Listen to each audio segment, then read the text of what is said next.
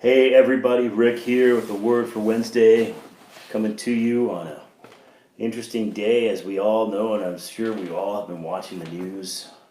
It's just been a tough day watching what's happening in Afghanistan, and I think part of the thing we're worried about is our fellow citizens that are stuck there, but also the issue that I can't help but get around, and maybe it's how I'm wired and how I'm tuned. I am deeply concerned about the church that's left behind. The Christians there.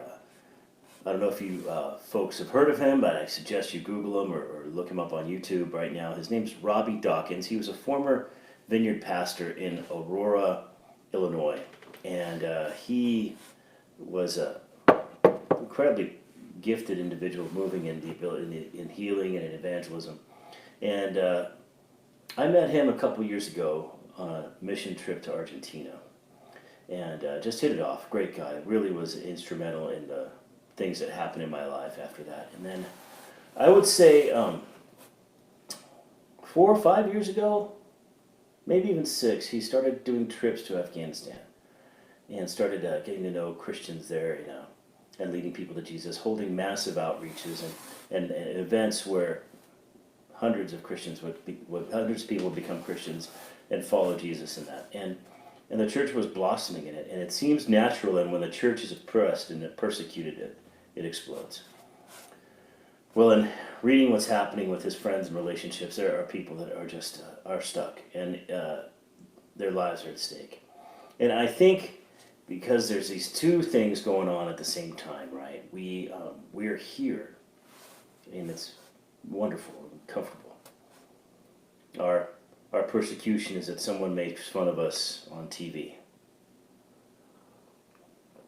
or that someone says something to us in relationship at work. Well, it's death, and what we need to realize is that God warns us about this. In fact, in Hebrews 11:36 and 38, I'm going to read this for you. It says this: some faced jeers, insults, right? Some faced flogging, and even chains and imprisonment. They were put to death by stoning. They were sawed in two. They were killed by the sword. They went about in sheepskins and goatskins, destitute, persecuted, and mistreated.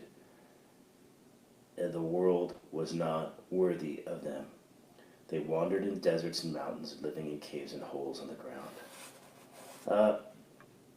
In John, Jesus himself says, remember what I told you. John 15:20 and 21. It says, remember what I told you. A servant is not greater than his master. If they persecuted me, they will persecute you also. If they obeyed my teaching, they will obey yours also. They will treat you this way because of my name, for they do not know the one who sent me. Guys, there's so much to think about in this. There's so much to realize that lies here with this weight that is happening. It's not just about an evacuation. It's not just about ending a war. It's about the Christians left behind. I hope that this will motivate you to do two things. One is to realize how good we have it here and how many opportunities we should be just taking advantage of and using to our advantage, because God has his hand on us for this season. God has his way of ministering that is free and open right now, and we should be taking advantage of this. We should. So do that. Do that while the gaining of souls is relatively easy. Do that. Reach out to your friends. Engage people at work with conversations about Christ. Do all that you can to advance the kingdom in Great Falls. And be aware that we are no greater than our master. And if they persecuted him, they will persecute us. And what's happening in Afghanistan, those are our brothers and sisters.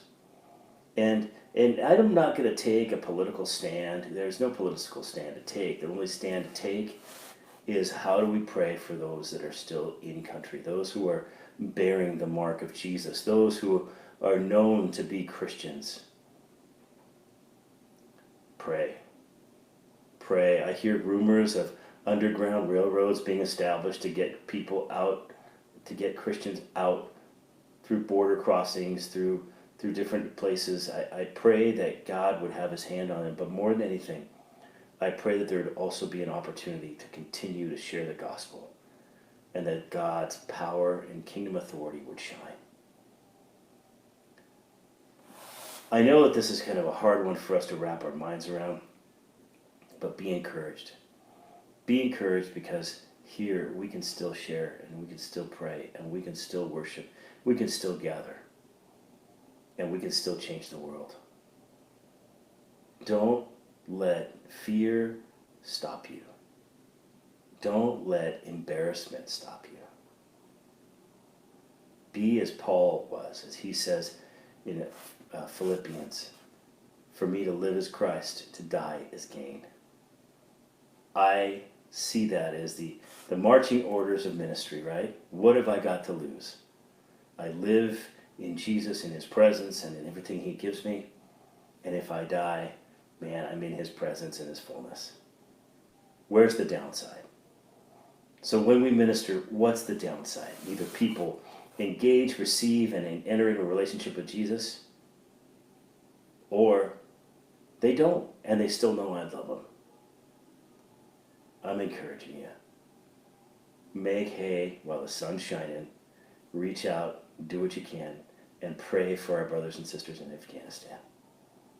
Pray that God for their protection. Pray for their leaders to have opportunities to lead and engage the people. Pray like crazy that God will have his way. Thank you for listening. Thank you for taking a minute. Hope I see you on Sunday. And check out our website for any events that are coming up. I know the 9th and 10th evenings we're going to have some worship services here with Pastor Titus Upham. Love to have you come on by. Bless you all. Take care.